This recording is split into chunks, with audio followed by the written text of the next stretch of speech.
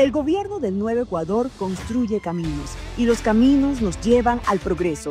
Ejecutamos obras de construcción y rehabilitación de vías, puentes y corredores estratégicos en todo el territorio nacional, con una inversión que supera los $400 millones. Recuperamos rutas que impulsan comercio, conectan cantones y devuelven seguridad a los ecuatorianos. También reactivamos rutas ferroviarias y fortalecimos la conectividad aérea, ampliando las opciones de movilidad y desarrollo. A esto se suman proyectos residenciales y soluciones de vivienda que mejoran la calidad de vida de miles de familias. Esto no es discurso, son obras, son personas, son historias que empiezan a cambiar. El trabajo continúa.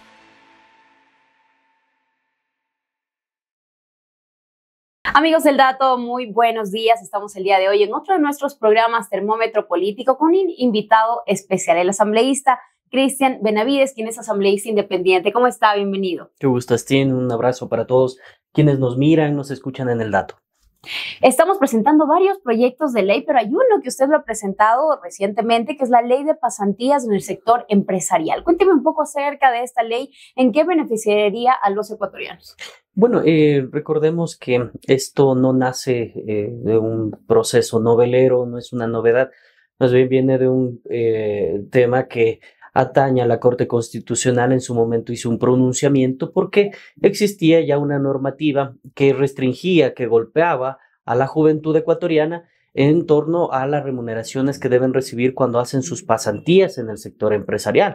Esta normativa que hemos presentado reorganiza, acomoda, empuja y sobre todo favorece en derecho a lo que es la representatividad laboral de los jóvenes, también dándoles la oportunidad de que sea tomada esta práctica profesional, preprofesional, como parte de su historial laboral, que tenga acceso también a una afiliación respectiva al IES y que, de acuerdo a las horas trabajadas, se calcule en torno también a un salario que sería el salario básico. Eso es lo que permite esta normativa, empuja, no restringe derechos y sobre todo cumple con este mandato de la Corte Constitucional, esta sentencia, pero aparte también promueve que los jóvenes ecuatorianos, cuando hagan sus prácticas preprofesionales, accedan a un salario justo. Es también cuidar, digamos así, al joven ecuatoriano, ¿no? Porque vemos muchas empresas, como usted lo menciona, que no tienen afiliación, que justamente no dan esta, se podría decir, lo que merece ser el profesional, ¿no? Por supuesto, y más aún cuando ya se trata de una cuestión de carácter laboral, cuando ya el joven está trabajando, cuando tiene una funcionalidad dentro de la empresa.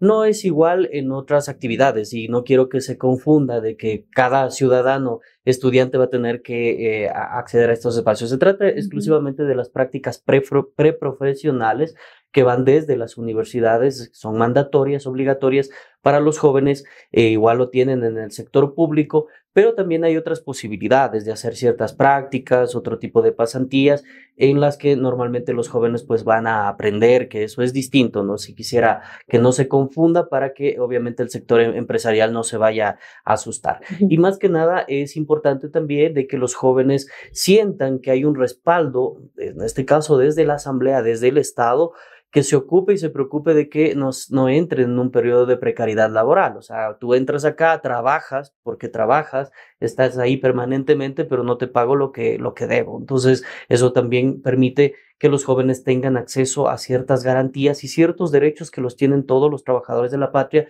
Y lo más importante de esto es que ya una vez que tú sales de esto, así sean 4 meses, 6 meses, lo que dure esta práctica, pues ya es parte de tu historial laboral para acceder a un cargo público, acceder a un espacio laboral, que es lo que no estaba suscitándose anteriormente.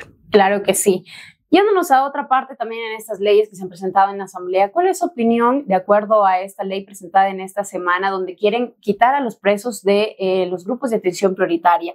¿Qué opinión le merece en su ámbito? Usted es asambleísta independiente, ¿cómo ve este tema? Bueno, es muy interesante porque nos va a obligar a estudiar a profundidad el marco normativo, tanto internacional como local. Hay expresiones, sentencias que vienen desde la Corte Interamericana de Derechos Humanos que ya ha establecido que los PPLs tengan un tratamiento diferencial, especial, porque el Estado de alguna manera debe hacerse cargo de aquellas personas que no tienen la libertad, la facilidad para poder tener un justo trato, un justo derecho, pero eso no significa que no se pueda cambiar. Y allí un tema demasiadamente quirúrgico, ¿no? Esto es realmente de alto nivel y corresponderá a los expertos constitucionalistas ver la manera. Bajo mi criterio, mi humilde criterio legal, es de que sí se puede hacer sin que haya restricción a sus derechos, sin que haya regresión de derechos, porque tampoco existen cambios profundos en la Constitución. Lo que se podría hacer es en la misma Constitución simplemente separarlos de un grupo y pasarlos a otro, ¿sí? Dentro de la misma normativa constitucional que tenemos, dejando a un lado a las personas embarazadas, adultos mayores, menores de edad, niños, niñas, adolescentes en general,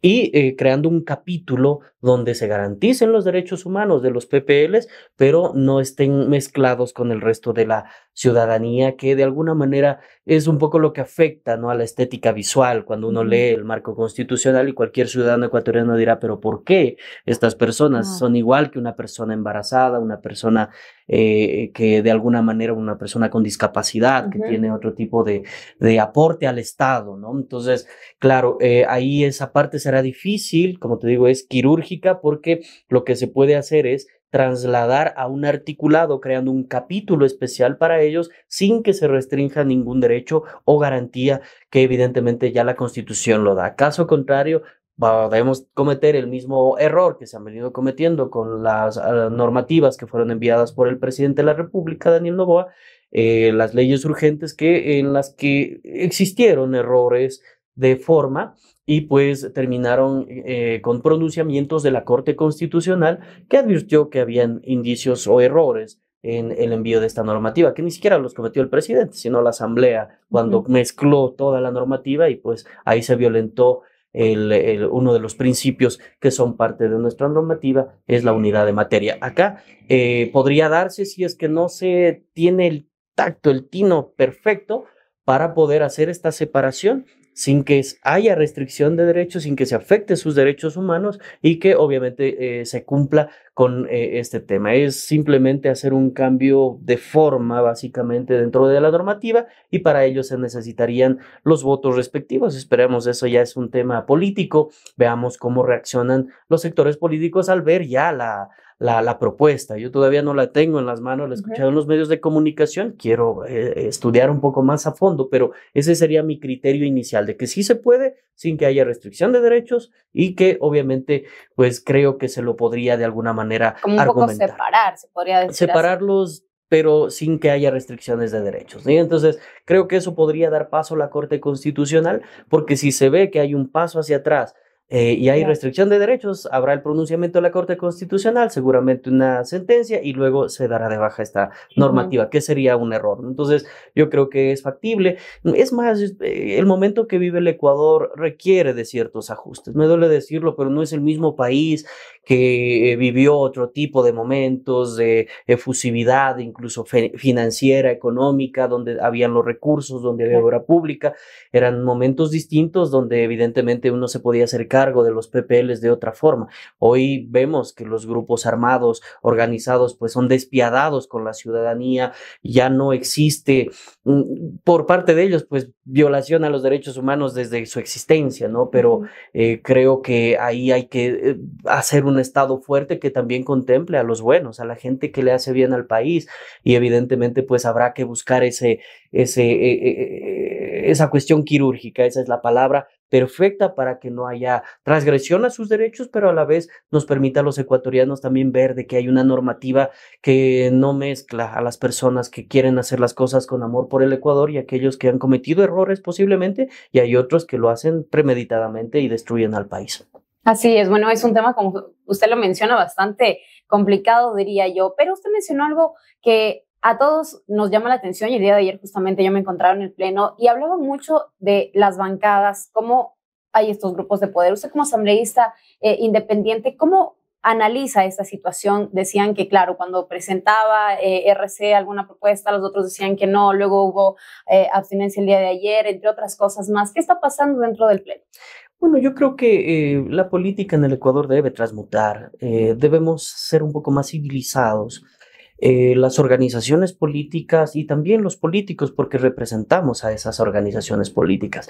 Oponerse por rivalidad, por odio, siento que no es lo adecuado. Y ahí mi llamado de atención, creo que la Revolución Ciudadana, que es obviamente la fuerza adversa a ADN en este caso, que es de corriente gubernamental, creo que debe reverse casa adentro. Definitivamente, ayer, por ejemplo, veía, y hace algunos días atrás, se detuvo alias Pipo, ¿no es cierto? Se quiso hacer por parte de la Asamblea un pronunciamiento de apoyo a las Fuerzas Armadas por este acontecimiento y votaron en contra. Entonces digo, ¿cómo se quiere un mejor país cuando hay este tipo de oposición que no es la adecuada? Yo hago oposición, pero hago una oposición proactiva, propositiva. Digo, oye, no estoy de acuerdo, puedo apoyar en cierto tema. Pero mientras se tenga argumento y también. con argumento, evidentemente, y también entendiendo de que la gente votó por un presidente que aunque no sea de nuestra línea ideológica, que aunque cometa errores a nuestra forma de entender la política, quizá un poco más alineados hacia la izquierda, creeríamos que la gente eligió y eso se debe respetar. Como en todo, ¿no? Si la gente decidió que ese sea el modelo, su plan de trabajo, su plan de gobierno y se debe cumplir, los legisladores estamos en la obligación de empujar ese proceso. Y claro, hacer nuestras observaciones, hacer nuestras revisiones, incluso llamados de atención, que yo sí los he hecho, jalado las orejas, que digo, esto tampoco está bien porque ADN tampoco es que se ha comportado de una manera adecuada, ha habido excesos, ha habido insultos, agravios, y creo que eso, al menos en lo personal, lo he criticado desde adentro, no en medios, sino desde adentro. Cuando tomo la palabra, he apoyado un montón de iniciativas gubernamentales, también me he opuesto a otras, por ejemplo, en las leyes urgentes. Yo les venía advirtiendo de que había indicios gravísimos de que esas leyes se vayan a caer en la Corte Constitucional. Pasó. No hubiese sido lo que yo hubiese querido. Tuve que abstenerme por ese criterio que yo ya lo tenía en las 4 primeras leyes urgentes. En la última voté en contra, pero pues eso no significa de que no haya respaldado en ciertos temas. Acabamos de aprobar el presupuesto, fue un tema complicado. Voté por ello, sí, con críticas de algunos sectores, pero entendiendo lo que en mi calidad hace algunos años tuve la oportunidad de ser alcalde y me ponía en el mismo ejemplo, decía, a mí me apoyaban en el presupuesto porque es mi forma, mi visión, yo sabré por qué proponía esos proyectos, esas obras en este caso. Acá es igual. Yo discrepo totalmente que se pague deuda externa en tanta cantidad, más de 10,000 millones. No estoy de acuerdo, pero si cree el presidente que eso es lo adecuado para generar estabilidad, para generar inversión extranjera, para traer recursos hacia el país, generar una mejor visión a nivel internacional, la respeto como criterio, pero en lo personal, si quisiéramos ser patio trasero, como yo les decía, pues que no seamos de Estados Unidos, sino de China, que es una nueva visión quizá desde lo ideológico. Eso es lo que yo quisiera, pero claro, pues es un tema que no cabe en mis manos, no está en mis manos de verlo. No soy el presidente y como tal, dentro de la Asamblea, ese es mi rol. Voto a favor con lo que creo, voto en contra cuando estoy en contra también, y lo hago porque creo que el Ecuador necesita una política más sana, más seria, con criterios y evidentemente donde podamos convivir, coexistir, porque ese es nuestro lugar de trabajo. Odiarnos, insultarnos, agraviarnos, escupirnos en el pleno, posiblemente estoy siendo un poco gráfico, pero en la palabra es así. Me parece que es injusto. En nuestra comisión, la Comisión de Gobiernos Autónomos Descentralizados, trabajamos de esa manera.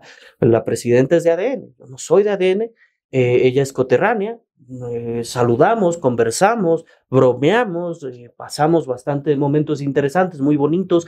De igual manera, hay 4 de la Revolución Ciudadana, nunca nos hemos agraviado. Ahí está Javier Lazo, por ejemplo, nos hemos llamado la atención de lado a lado. Yo le he dado mis observaciones, creo que es un gran legislador de la Revolución Ciudadana, creo que es un gran aporte el que él hace, sus criterios, igual con el resto de parlamentarios. Creo que hay esa convivencia que en nuestras divergencias o en nuestras opiniones distintas, definitivamente el Ecuador lo que necesita es resultados de leyes que le apoyen al joven, que le ayuden a la madre cabeza de hogar. Está la gente desesperada por trabajo, por obra pública. Allá hay que empujar. Y si la gente ve eso, nos irá bien a nosotros como políticos. Pero el estarnos matando como perros y gatos, créeme que por esa razón Yo siento que por cualquier otra cosa ganó el no en la consulta popular, que es lo que dijo la ciudadanía. Yo no quiero ir de elección en elección. O sea, al final todo es lo mismo. Empacaron. Querían escoger asambleístas. Otra vez asambleístas, claro. Otra vez los mismos rostros. No. Para eso mejor nos quedamos con lo que hay. Estoy pensando como ciudadano ecuatoriano. No he hecho un estudio de ello, pero estoy seguro que lo que estoy diciendo es lo que el ciudadano pensó. No quiero ir a las urnas cada 4 meses, yo no quiero elegir más gente, me van a quitar el IES, ¿qué irá a pasar? Bueno, muchas cosas, entre la información inadecuada que también se dio por parte de los voceros de gobierno, que son grandes responsables de las fallas electorales que se dieron. Y por otro lado también creo que la gente empezó a entender lo que significa la política y eso es bueno, es sano. Y si se lo asume como tal y el presidente Veo que con su equipo ha entendido de que el ecuatoriano dio una bofetada a todo mundo y dijo, ¿sabe qué? Hasta ahí nomás trabajen con lo que hay y eso es lo que yo estoy haciendo y eso es lo que estoy invitando al resto de asambleístas. Trabajemos por el Ecuador. Yo sé que podemos disentir un montón de situaciones, pero es posible convivir, coexistir y trabajar y empujar. En lo que no estemos de acuerdo, que ya sean temas demasiadamente líneas rojas, pues evidentemente no pueden contar con la votación, al menos de quien está acá, pero hay situaciones donde evidentemente vamos empujando, vamos apoyando y ustedes pueden ver mi votación, que hemos respaldado con gran apertura al gobierno porque creo que esa es la manera de hacer democracia. Asambleísta, sabemos pues que, como usted lo menciona, la ciudadanía realmente tiene como que ese ámbito de que los asambleístas son mal vistos, criticados, entre otras cosas más. ¿Qué mensaje le da usted a las personas que nos están mirando, a su provincia, a Carchi, para que puedan ellos también tener un poquito más de confianza en las personas que les representan? Ayer se presentó Ener Valencia en el Pleno.